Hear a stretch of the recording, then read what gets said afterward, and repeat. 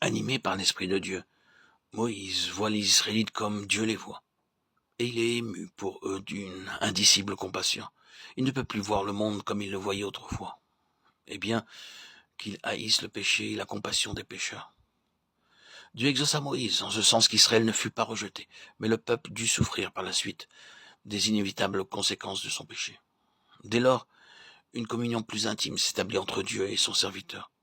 Moïse n'attend plus d'être appelé, il a libre accès en la présence même du Tout-Puissant. Pour ces rencontres, une tente a été dressée en dehors du camp. C'est là qu'il va pour rencontrer Dieu. Lorsque Moïse s'y rendait, tout le peuple se tenait debout à l'entrée des tentes, et lorsqu'il y pénétrait, la colonne de nuée descendait à l'entrée. Alors tout le peuple se prosternait. Exode 33, 8, 11. Avec mon serviteur Moïse, je parle bouche à bouche de façon manifeste, et non en énigme. Et il contemple l'image de l'Éternel. Nombre 12, 7, 8. Les rencontres de Dieu et de Moïse furent nombreuses. D'abord, en Horeb, c'est Dieu qui avait appelé celui dont il avait voulu faire son instrument, au sommet du Sinaï. Dieu lui révèle sa sainteté et donne la loi. Puis, il montre à Moïse le dessin du tabernacle et des objets du culte, ce tabernacle où il demeurera parmi les enfants d'Israël.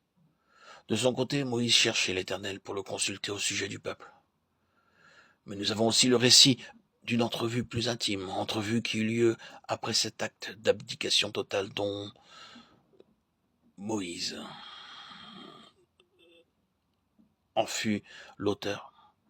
Je te connais par ton nom et tu as trouvé grâce à mes yeux, avait dit Dieu à son serviteur.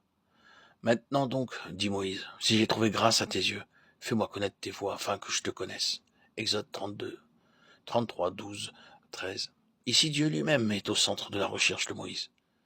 Ma face ira avec toi, répond l'Éternel. Alors le prophète s'enhardit à dire, je t'en prie, fais-moi voir ta gloire.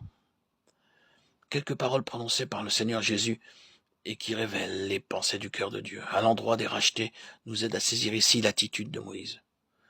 Je leur ai donné la gloire que tu m'as donnée, afin qu'ils soient un, comme nous sommes un. Père, mon désir est que là où je suis, ceux que tu m'as donnés, ils soient aussi avec moi, afin qu'ils contemplent la gloire que tu m'as donnée. Jean 17, 22, 24. À la requête de Moïse, l'Éternel répond, l'homme ne peut me voir et vivre. Voici un lieu près de moi, tu te tiendras sur le rocher. Quand ma gloire passera, je te mettrai dans le creux du rocher. Exode 33, verset 22. Par là, Dieu annonce comment il recevra ceux qu'il a exilés de sa présence. L'homme, à cause de la malédiction du péché qui pèse sur lui, est un exilé. Mais caché dans l'infractuosité du rocher, les rachetés pourront contempler la gloire de Dieu en Jésus. Hébreux 1, 1, 3. L'infractuosité du rocher était une image du côté percé de celui qui, lorsque les temps seraient révolus, mourrait au calvaire à la place des pécheurs, afin que ceux-ci, mourant au péché, aient la vie.